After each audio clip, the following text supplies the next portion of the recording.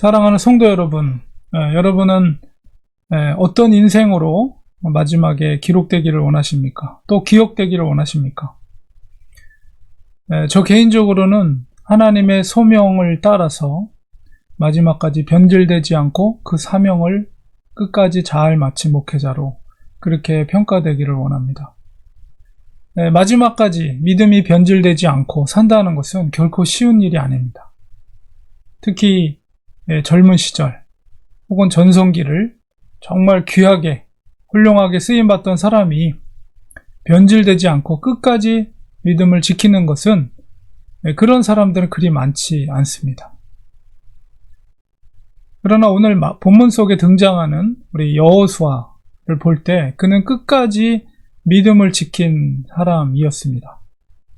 그가 어떻게 해서 믿음의 동일한 변질되지 않는 믿음의 자세를 가지고 살았는가? 우리가 오늘 본문을 중심으로 살펴보려고 합니다. 변질되지 않고 믿음의 삶을 살았던 사람들은 특별히 후대 사람들에게 정말 훌륭한 인생의 모델이 됩니다. 오늘 그 여호수아의 삶을 통해서 또 그리고 그의 마지막 고별 설교를 통해서 우리가 그런 은혜를 체험하는 그리고 나누는 시간을 가지려고 합니다.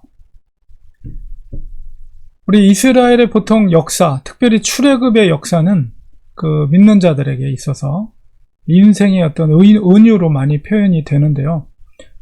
출애굽 사건을 우리가 볼 때 애굽에서의 그 노예 생활, 그 삶은 바로 죄에 속박된 그런 세상 속에서의 삶으로 비유가 되고, 또 출애굽해서 거친 그 광야의 여정, 그 여정은 그리스도인에게 있어서 고달픈 인생의 여정으로 또 비유가 됩니다.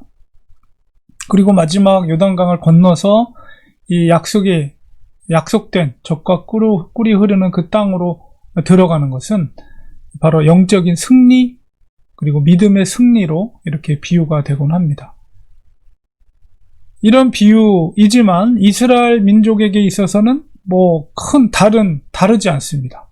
요단강을 건너서 젖과 꿀이 흐르는 가나안에 입성하는 그런 것, 그 다음에 땅을 정복해가는 그런 역사는 이스라엘 역사에 있어서 그들에게도 매우 감격적인 믿음의 과정입니다. 그 역사의 그 한 과정 중심에 서 있는 사람이 바로 여호수아다, 이렇게 우리가 볼 수가 있는데요. 우리 가나안 정복을 이루었던 그 리더로서 역할을 감당했던 바로 여호수아. 이 여호수아가 이 가나안 정복하는 그 지도입니다. 이 여호수아를 보통 이제 정복의 책이라고 하고, 또 다른 면에서 구원의 책이기도 하면서 여호수아 개인으로 볼 때는 바로 개인의 일생을 기록한 책이다, 이렇게 볼 수가 있습니다. 여호수아는 오늘 이 그림 속에서 요단강을 중심으로 해서 오른쪽에 있는 지도는 민수기에 있었던 바산한 옥을 깨뜨리고 또 아모리의 시온 왕을 깨뜨리고 이제 요단강을 건너기 전에 바로 거기서부터 여호수아가 시작되고, 그 여호수아에서 나왔던 지명들과 땅을 정복했다는 정복 전쟁의 과정이 이렇게 지도로 표현되어 있습니다. 여호수아서를 우리가 읽어보면, 오늘 23장 읽었지만 24장 마지막 장을 읽어보면 그가 바로 세겜 땅에서 이제 마지막 백성들한테 얘기하는 건데, 110세까지 이제 인생을 살아온 것을 보게 됩니다. 성경에 나타난 근거로 추측해 볼 때에 그가 처음에 애굽 땅에 있을 때 모세가 80세에 이렇게 하나님의 소명을 받을 때 바로 여호수아의 나이가 대략 43세로 추측이 됩니다. 그리고 이제 출애굽 여정 가운데 가데스바네아 한 2년 만에 가데스바네아에서 12명의 정탐꾼을 가나안 땅으로 보낼 때 이제 그때의 이 여호수아의 나이가 대략 45세 정도, 2년이 지났으니까 45세고, 정확하게 성경이 갈렙의 나이가 40세였다, 그때 이렇게 말하고 있습니다. 그러니까 45세, 그러니까 갈렙과 여호수아의 나이 차가 대략 한 5살 여호수아가 많은 거로 우리가 추측할 수가 있습니다. 그리고 이제 신광야에서 38년 동안 헤매이다가 정복 전쟁을 시작할 때, 그러니까 여호수아서가 기록하는 그때의 여호수아의 나이가 대략 83세입니다. 그러니까 가나안 정복 전쟁에 출정하는 이스라엘의 군인 중에서 가장 연장자이었죠. 그리고 이제 오늘 본문은 110세에 이루어서 정복 전쟁을 마치고 땅 분배가 마친 상태에 이제 110년을 살게 되는데, 110년의 인생을 살아가면서 여호수아가 정말 변함없는 믿음을 지킬 수 있었던 그의 믿음의 원칙이 무엇이었을까? 우리가 오늘 본문을 중심으로 해서 한 3가지 정도로 제가 말씀을 드리려고 합니다. 첫 번째는 23장 14절에 오늘 읽은 말씀 속에서, 보라 나는 오늘 온 세상이 가는 길로 가려니와, 이건 뭐냐면 나도 이제 죽음의 길로 간다, 그런 얘기죠. 너희의 하나님 여호와께서 너희에게 대하여 말씀하신 모든 선한 말씀이 하나도 틀리지 아니하고 다 너희에게 응하여 그 중에 하나도 어김없음을 너희 모든 사람은 마음과 뜻으로 아는 바라, 이렇게 말하고 있습니다. 첫 번째, 그가 믿음을 지켰었던 이유는 끝까지 변질되지 않고 하나님의 언약의 성취를 믿었다는 거예요. 그가 언약의 성취, 특별히 그가 이제 처음에 전쟁을 치르는 사건이 출애굽에 나오는데요. 아말렉 전투입니다. 그가 언약의 성취를 믿었다는 것은 그 과거의 경험 속에서 더 확신적인 믿음으로 형성이 된 과정을 거치게 되는데, 특별히 그가 전쟁을 처음 치렀을 때, 이스라엘이 출애굽 이후에 첫 번째 전쟁을 치렀을 때가 르비딤에서의 아말렉과의 전투입니다. 그게 출애굽기 17장에 기록되어 있는데요. 아까 지도상에서 르비딤이라면 바로 여기 르비딤, 시내산 도착하기 전에 르비딤에서, 이때는 1년도 채 되지 않은, 출애굽 1년도 채 되지 않은, 그리고 이스라엘 백성들이 노예 생활을 하다가 어떻게 무슨 군대 훈련을 받았겠어요? 군인으로서 정비되지 않은 그런 상태에서 아말렉 전투를 벌이게 되는데, 그때 군대 장관으로 출정한 것이 바로 여호수아입니다. 그리고 그 전쟁 가운데 출애굽 17장 8절에 보니까 아말렉이 와서 이스라엘과 르비딤에서 싸우니라. 모세가 여호수아에게 이르되 우리를 위해 사람들을 택하여 나가서 아말렉과 싸우라. 내일 내가 하나님의 지팡이를 손에 잡고 산 꼭대기에 서리라. 여호수아가 모세의 말대로 행하여 아말렉과 싸우고, 모세와 아론과 홀은 산 꼭대기에 올라가서 모세의 손을 들면 이스라엘이 이기고 손을 내리면 아말렉이 이기더니, 13절에 보니까 여호수아가 칼날로 아말렉과 그 백성을 쳐서 무찌르니라. 그러니까 아론과 홀이 모세의 돌 위에다 앉혀놓고 두 팔을 잡고 계속 있었으니까 그 전쟁에서 승리를 거두게 된 거죠. 전쟁 벌이는 전투를 그 프랑스의 유명한 화가 니콜라 푸생이라는 국민 화가가 그린 건데요. 여호수아가 전쟁을 벌이고 있고 저 산 중턱의 꼭대기에 위에서 세 사람이 서 있죠. 바로 모세와 아론과 홀입니다. 이 전쟁을 통해서 여호수아는 경험한 거예요. 전쟁은 하나님께 속한 것이다. 특별히 출애굽기 17장 14절에 보니까 여호와께서 모세에게 이르시되 이것을 책에 기록하여 이 전쟁의 역사를 기록해서 기념하게 하고 누구의 귀에? 여호수아의 귀에 외워 들리라. 내가 아말렉을 없이하여 천하에서 기억도 못하게 하리라. 책에 기록하라고 하나님 모세에게 말했을 뿐만 아니라 특별히 여호수아의 귀에 그 기록한 말씀을 외워서 들리게 하라. 그러니까 모세를 통해서 그리고 여호수아를 통해서 이 전쟁에 승리하게 하심으로 특별히 여호수아에게 이 사건을 기억하게 했습니다. 여호수아는 이 전쟁을 통해서 바로 하나님께 속한 것이다. 전쟁은. 그것을 경험해 알게 되었고 그 깨달음은 큰 확신으로 믿음으로 각인이 되게 된 거죠. 그러니까 언약의 성취를 체험을 통해서 믿음으로 더 굳건하게 마음에 새겨지게 되었습니다. 그리고 나서 또 놀라운 사건을 경험하는 것이 가데스 바네아스의 정탐의 보고 사건입니다. 정탐 보고 사건은 민수기에 기록되어 있는데요. 가데스 바네아, 우리가 출애굽에 보면 저 가데스 바네아 신광야에 있어 거기서 이제 12명의 정탐꾼을 보내게 돼요. 거의 2년 만에 그쪽에 도착을 하게 돼서 12명이 지파별로 대표로 가서 이제 거기에는 여호수아와 갈렙도 포함되어 있었죠.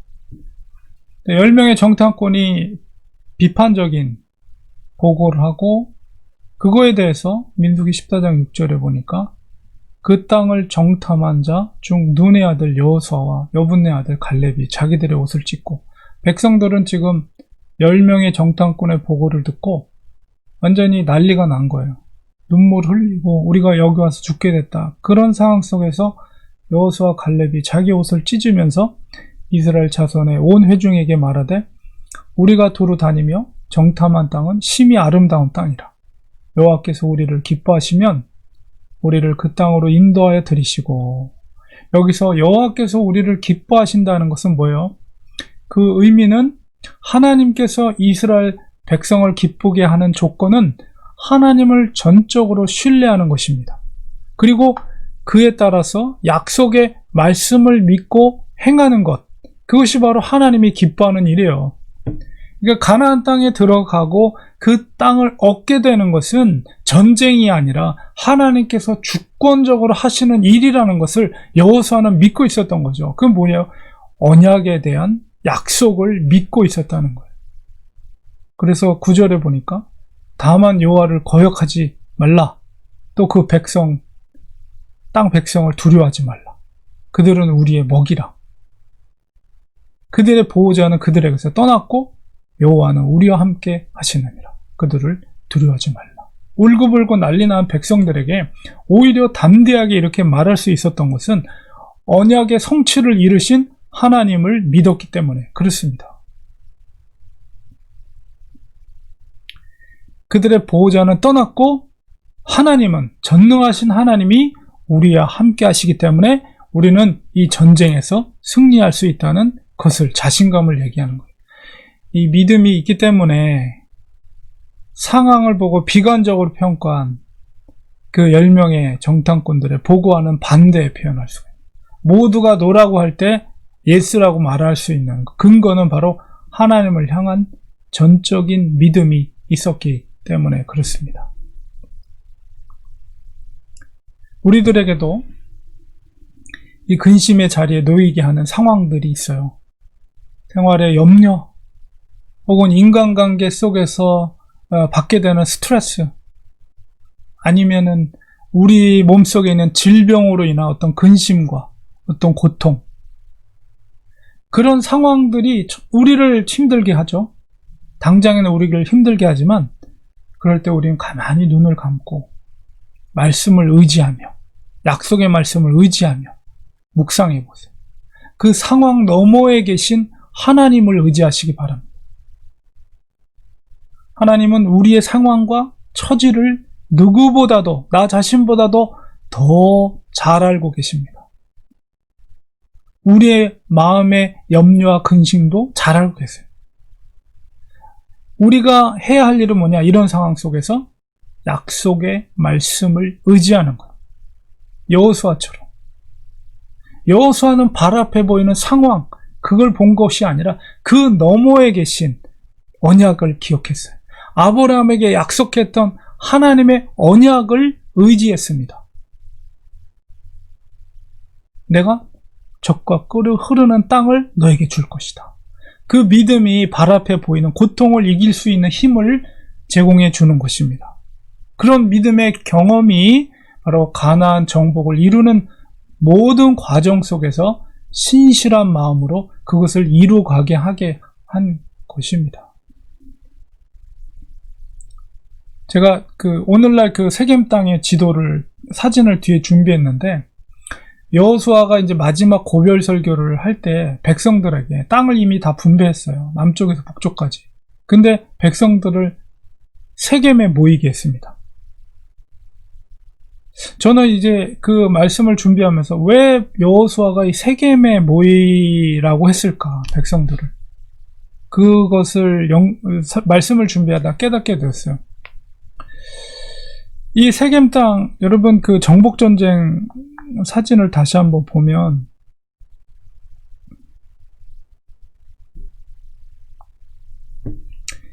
여호수아서가 시작되는 게 요단강 건너서 길갈에 진을 치고 거기서 이제 모든 백성들이 할례를 행하고 첫 번째 여리고성 전투를 벌이고 아이성 전투를 벌이고 그 다음에 여호수아 8장으로 가면 여호수아가 제일 먼저 했던 것이 뭐냐면 전쟁을 치르지 않아요. 전쟁을 멈춰버립니다. 그리고 그가 간 곳이 어디냐면 세겜 땅으로 가요. 세겜 땅에 가면 그리심산이 있고 에발산이 있거든요. 근데 거기서 전쟁을 다 멈춰버려요. 그리고 그들을 6개 지파별로 양쪽에 세워 놓습니다. 그게 왜 그러냐면 신명기 11장 29절에 보면 모세가 여호수아에게 특별하게 명령한 것이 있어요. 그게 뭐냐, 바로 너가 저 땅에 들어가면 그리심산과 에발산 사이에 12지파를 양쪽에 6지파로 세워놓고 거기서 율법을 낭송하라. 그것을 분명하게 모세가 이 여호수아에게 명령했어요. 그 뜻을 받들어서 바로 그가 이런 식으로 에발산의 6개 지파, 르우벤, 갓, 아셀, 스불론, 단, 납달리 지파, 그리고 그리심산의 축복의 산, 에발산은 저주의 산입니다. 시몬, 레위, 유다, 이사갈, 에브라임, 므낫세, 베냐민 지파, 그리고 거기에 리더십들이 세워지고 언약궤가 세워지고 그 다음에 제사장들이 있고 맨 앞에 여호수아가 서 있어서 여기서 에발산 쪽으로는 저주의 말씀, 그리심산 쪽으로는 축복의 말씀을 낭송하는 거예요. 모세에게 준 모든 율법을 거기서 여호수아가 낭송을 합니다. 그래서 여러분이 신명기나 레위기를 보면 축복의 말씀과 저주의 말씀이 있거든요. 그 모든 말씀을, 축복의 말씀은 그리심산 쪽을 향해서 축복의 말씀을 한 문장 할 때마다 이 백성들이 아멘으로 화답하고, 또 저주의 말을 할 때마다 백성들이 또 아멘으로 화답했어요. 그러니까 거기 있는 모든 모세의 말씀을, 율법을 그렇게 한 문장씩 거의 한 반나절은 그 율법을 낭송할 때 그 시간을 소요했을 것입니다. 지금 땅을 다 정복한 것도 아니고 적들이 언제 쳐들어올지도 모르는 상황 속에서 그들은 전쟁을 멈춰버리고 율법을 낭독하고 있어요. 여호수아가. 그 가운데는 언약궤가 자리 잡고 있는 곳은 세겜 땅입니다. 에발산과 그리심산. 그래서 특별히 하나님께서는 그리심산이 아니라 저주의 산인 에발산 꼭대기에다가 이 제단을 쌓고 사람의 손길이 닿지 않은 자연석 그대로를 제단을 쌓고 그 돌에다가 석회를 발라서 거기다가 모든 율법을 새기게 하고 거기서 제사를 드리게 했어요. 그래서 그 제단이, 에발산 제단이 이런 식으로 됐을 거로 지금 형태로 남아있는 형태가 이런 형태가 남아있어요. 사람들이 지금 그리심산, 축복의 산에 많이 올라가서 에발산은 이렇게 폐허처럼 남아있지만 사실은 어떤 의미에선 하나님은 이 저주의 산에다가 제단을 쌓게 하고 그 돌에다가 석회를 바르고 모든 율법을 기록하게 해서 거기서 제사를 드리게 했어요. 영적인 특별한 의미가 있다고 봅니다. 그러니까 저주의 산 속에 하나님의 말씀으로 새롭게 하고 그것을 구원케 하는 그런 영적인 상징을 생각할 때 바로 예수 그리스도의 회복과 구원을 영적으로 구약의 의미 속에서 상징하는 사건이다. 여호수아라는 이름이 바로 예수란 뜻이에요. 예수, 구원이란 뜻이에요. 그러니까 하나님은 그렇게 했어요. 바로 이런 곳이 세겜 땅입니다. 그렇기 때문에 마지막 죽음 앞에서 여호수아가 세겜 땅에 다시 보이게 한 거예요. 여호수아가 얼마나 하나님의 율법을 강조하고 있는가를 이 마지막 순간에 백성들을 세겜 땅에 왜 모이게 했는가를 통해서 우리가 알 수가 있는 거죠. 바로 적들의 공격할 것을 두려워하지 않았어요. 하나님의 율법이 더 중요했습니다. 그렇기 때문에 말씀을 좌로나 우로나 치우치지 않고 지키는 것이 여호수아에겐 중요했던 거죠. 그래서 마지막 순간에 세겜에 다시 모이도록 하게 한 것입니다. 우리가 얼마나 그가 율법을 그 일평생 동안 율법을 중요하게 생각했는가를 우리가 알 수 있는 것을 우리가 알 수가 있어요. 그 다음에 두 번째로 그가 끝까지 변질되지 않았었던 이유는 하나님의 말씀을 어겼을 때 임할 심판을 그는 알고 있었기 때문에 그렇습니다. 그가 모든 전쟁에서 백전백승을 했어요. 모든 전쟁에서. 그런데 딱 한 번 전쟁에서 실패를 했던 전투가 바로 아이성 전투였습니다. 여호수아서 7장 2절에 보면 여호수아가 여리고에서 사람을 베델 동쪽 베다웬 곁에 있는 아이로 보내며 그들에게 말하 이르되 올라가서 그 땅을 정탐하라. 그 사람들이 올라가서 아이를 정탐하고 여호수아에게로 돌아와 그에게 이르되 백성을 다 올라가게 하지 말고 2-3천 명만 올라가서 아이를 치게 하소서. 그들은 소수이니 모든 백성을 그리로 보내어 수고롭게 하지 마소서. 지금 이 상황은 여리고, 철옹성이었던 여리고를 깨부수고 그 옆에 있었던 작은 성 아이성을 공격할 때 기록입니다. 여리고성의 전쟁은 어마어마했죠. 그 철옹성 여리고성이 7바퀴 돌 때 나팔을 불며 이 법궤가 돌 때 스스로가 무너져 내렸어요. 그래서 결국은 그 여리고성을 빼앗았죠. 근데 여리고성에 비해서는 너무나도 보잘것없는 아이성에 2-3천 명만 데리고 백성들이 올라갔는데 오히려 거기서 패전을 이룹니다. 그리고 7장 5절에 아이 사람이 그들을 36명쯤 쳐 죽이고 성문 앞에서부터 스바림까지 쫓아서 내려와서 빅탈에서 쳤다. 패배를 이룬 거예요. 여리고는 승리했는데 그 작은 성에서 패배를 이루고 쫓겨서 백성의 마음이 녹아서 물같이 됐다. 여호수아에게서도 너무나도 엄청난 충격인 거죠. 분명히 이 전쟁 가운데 하나님의 전쟁이라는 확신을 가지고 나가서 이겼는데 이 아이성에서 패배를 경험한 백성들의 마음이 눈 녹듯이 녹아버렸고 누구보다도 충격을 받았던 것은 아마도 여호수아였을 거예요. 분명히 믿음을 가지고 나간 전쟁인데 거기서 패배를 경험하게 한 거예요. 왜 패배를 했는가? 그것은 바로 언약에 대한 불순종의 결과인 것이죠. 패배의 원인은 바로 여호수아 6장에 있는 18절에 너희는 온전히 바치고 그 바친 것 중에서 어떤 것이든 취하여 너희가 이스라엘 진영으로 바치는 것이 되게 하여 고통을 당하게 되지 아니하도록 오직 너희는 그 바친 물건을 손대지 말라. 여리고성은 가나안 땅의 첫 번째 성이에요.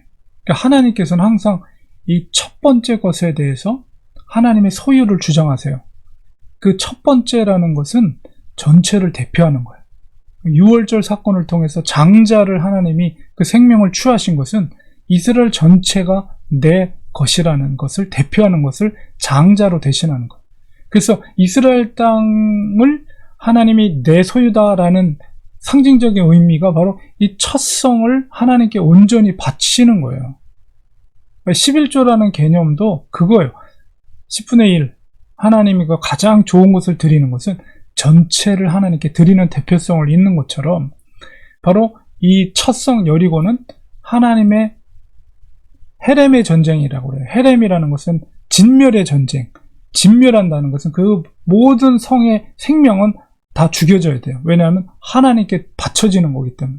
그래서 어떤 것도 그 생명을 취하지 말아라. 다만 기생 라합과 그의 집에 있는 사람들을 제외하고 나머지 모든 짐승과 모든 사람들을 쳐서 진멸하라. 이게 헤렘의 전쟁인데 그 헤렘의 전쟁에서 생명뿐만 아니라 거기서 얻게 되는 모든 보물들, 보석, 금은 보석들, 외투라도 한 벌이라도 손대지 말아요. 하나님께 바쳐져야 되고 절대로 개인이 손대면 안 되는 것인데 아간이 그것을 손을 댄 거예요. 금과 금덩어리와 은전과 외투를 하나님의 것을 손댄 거예요. 그것은 바로 언약을 깨뜨리는, 언약에 대한 불순종, 바로 그것이 전쟁의 패전의 원인이라는 것을 여호수아가 알게 된 것이죠. 그렇기 때문에 바로 백성들, 세계 모인 백성들의 앞에서 그가 마지막까지 그것을 당부하고 마지막까지 그가 변질되지 않았던 것은 그 약속을 깨뜨렸을 때에 개인뿐만 아니라 개인이 죽은 것이 악월골자가 아니에요. 죽었던 것이 그 개인이 죽었을 뿐만 아니라 이렇게 공동체에게도 엄청난 악영향을 끼치게 된 것을 묵도한 거죠. 여호수아가. 그래서 오늘 말씀 속에서도 축복의 말씀뿐만 아니라 그가 말했던 것은 바로 오늘 본문 15절에 보면 너희 하나님 여호와께서 너희에게 말씀하신 모든 선한 말씀이 너희에게 임한 것 같이 여호와께서 모든 불길한 말씀도 너희에게 임하게 하사 너희 하나님 여호와께서 너희에게 주신 이 아름다운 땅에서 너희를 멸절하기까지 하실 것이라. 너희들이 언약을 깨뜨릴 때는 하나님께서 너희들이 멸절하기까지 하나님께서 진노하실 것이다 라는 것을 말하고 있는 거예요. 바로 여호수아는 눈에 보이는 이득, 하나님의 언약보다도 아간처럼 눈에 보이는 금덩어리, 그것이 우상이 될 수가 있거든요.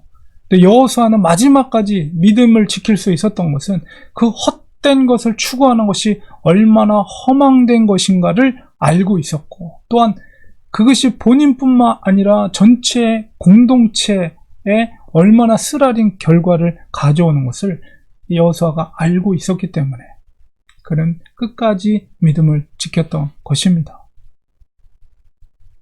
그다음 세 번째로 그가 끝까지 믿음을 변질되지 않고 지켰던 것은 바로 모세 하나님이 바로 여호수아의 하나님 되심을 믿었기 때문에 그렇습니다.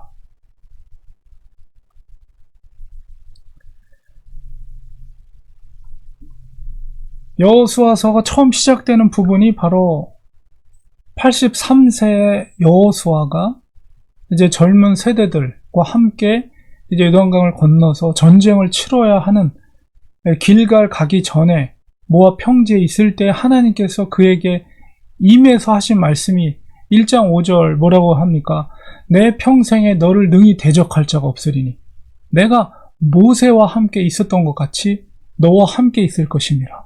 내가 너를 떠나지 아니하며 버리지 아니하리니 강하고 담대하라.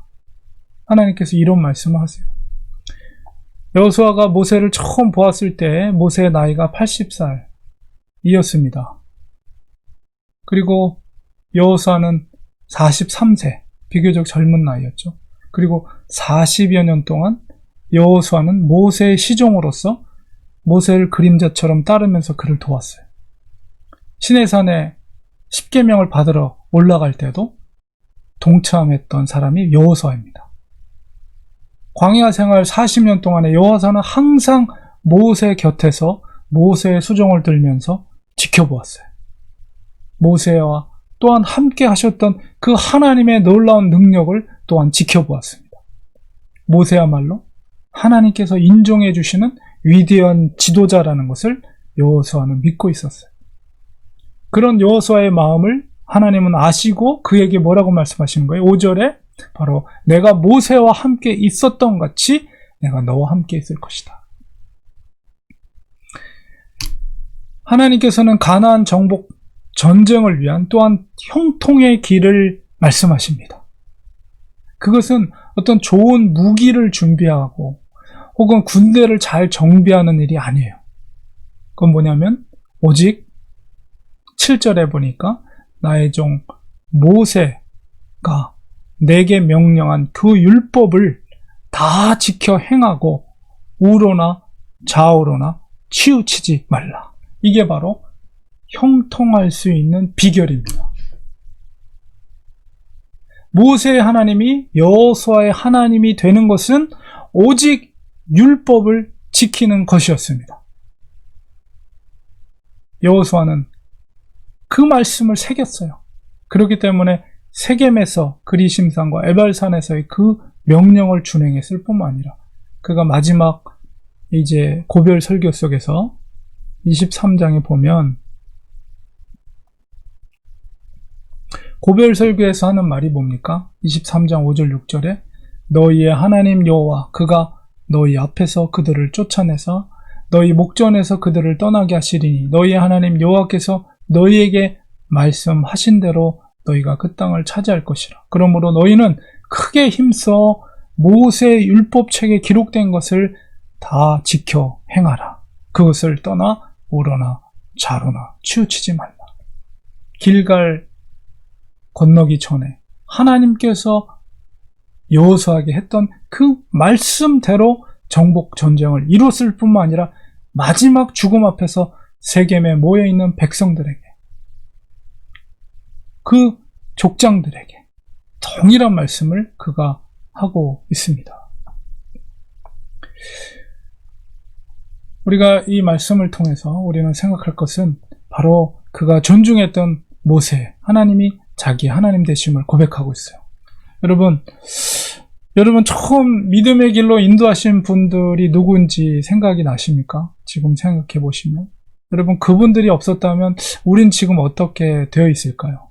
물론 하나님의 섭리 가운데 다른 분을 통해서 복음이 전파되게 하였겠지만 정말 그분들의 주님께의 초청 또 기도가 있었기 때문에 우리가 오늘날 이렇게 믿음의 길을 갈 수가 있는 것이죠.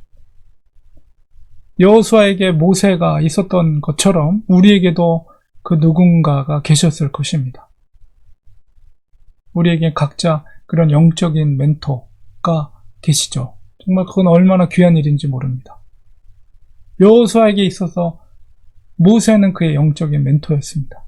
광야 생활 40년 동안 얼마나 많은 백성들이 컴플레인을 모세와 하나님께 했습니까? 그럴 때마다 모세는 하나님께 무릎 꿇고 기도했어요. 그런 영적 멘토의 모습을 바라보면서 여호수아는 성장해 나갔습니다. 여러분들이 정말 존경하는 그 믿음의 멘토를 여러분 바라보시고 닮아가시기 바랍니다.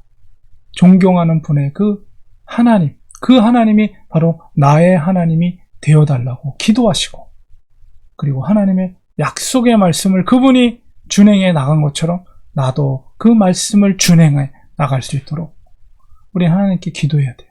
반드시 우리가 그렇게 기도할 때 하나님이 응답해 주실 줄 믿습니다. 결론을 맺겠습니다. 여호수아서는 여호수아의 삶을 책 속에 그대로 보여주고 있습니다. 여호수아의 삶은 정말 전적으로 하나님을 믿고 율법의 말씀을 좌로나 우로나 치우치지 않고 정말 그 길을 걸어간 인생이었습니다. 출애굽 당시 여호수아의 그 모습과 또 120세의 죽음 앞에 선 여호수아의 모습이 너무나도 한결같아요. 하나님을 향한 그 믿음의 모습이 너무나도 한결같아요. 하나님 앞에 귀하게 쓰임받던 목회자들이 말년에 가서 타락하고 하나님 아닌 다른 것들을 그 중심에 두고 사는 경우를 종종 보게 됩니다.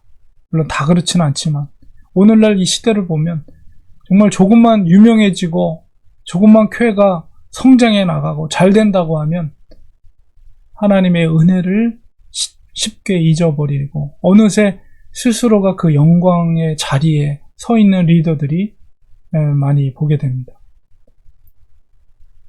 우리가 이 세상을 떠난 다음에 과연 내 인생이 사람들에게 어떻게 평가될 것인가? 마음에 두지 마시기 바랍니다. 무엇보다 중요한 건 뭐냐? 내 인생이 하나님 앞에서 어떻게 평가될 것인가? 바로 그것에 우리의 마음을 쏟아야 합니다. 하나님을 향한 순수한 믿음은 변함이 없어야 합니다. 우리의 믿음은 마지막까지 더욱 겸손하고 순결해야 합니다. 하나님은 외모를 보시는 것이 아니라 하나님은 그 중심을 보십니다.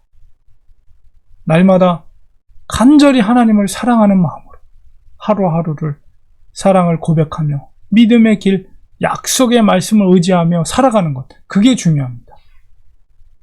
여호수아와 같이 한결같이 믿음의 길을 가는 것, 그래서 그 생애를 마친 것, 유종의 미를 거두는 것, 이게 정말 귀한 것입니다. 그리고 그리스도의 십자가의 길을 걸었다고 평가되는 인생이 되기를 원합니다. 특별히 사랑하는 자녀들에게 믿음의 본이 되시기를 축원합니다. 우리 모두가 집안의 믿음의 기둥이 되기를 간절히 축원드립니다. 우리 후손들에게 무엇을 남기겠습니까? 물질을 남겨봐야 결과적으로 결코 유익이 되지 않습니다. 믿음의 유산을 남겨주시기 바랍니다. 기도의 열매를 남겨주시기 바랍니다. 자녀들이 부모님을 기억할 때마다 기도하는 우리 어머니, 성경을 읽었던 우리 아버지의 모습을 기억하게 하시기를 축원드립니다. 인생의 형통은 오직 하나님을 전심으로 섬기고 말씀을 따라 사는 것, 여호사처럼 그 말씀에 좌로나 우로나 치우치지 않고 그 말씀대로 준행하는 것임을 우리가 꼭 마음판에 새기고, 하나님 형통의 삶을 살게 하소서. 마지막까지 변질되지 않고 유종의 미를 거둘 수 있는 우리가 되게 하여 주시옵소서. 하나님 앞에 겸손하게 마무리를 마칠 수 있는 우리 모든 성도님들 되시기를 간절히 축원드립니다. 기도하겠습니다.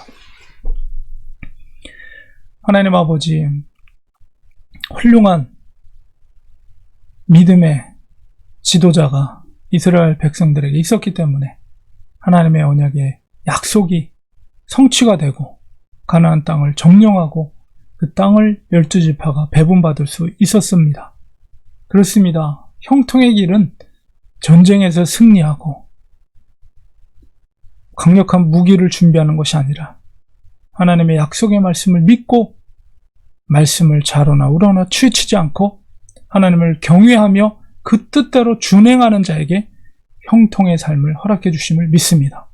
하나님, 우리가 마지막까지 변질되지 않기 위해서는 하나님의 말씀을 신뢰하게 하소서, 언약의 약속의 말씀을 붙잡게 하소서, 상황을 바라보는 것이 아니라 약속의 말씀을 붙잡고 끝까지 믿음의 길을 갈 수 있는 우리가 되게 하여 주시옵소서. 예수님의 이름으로 기도드리옵나이다.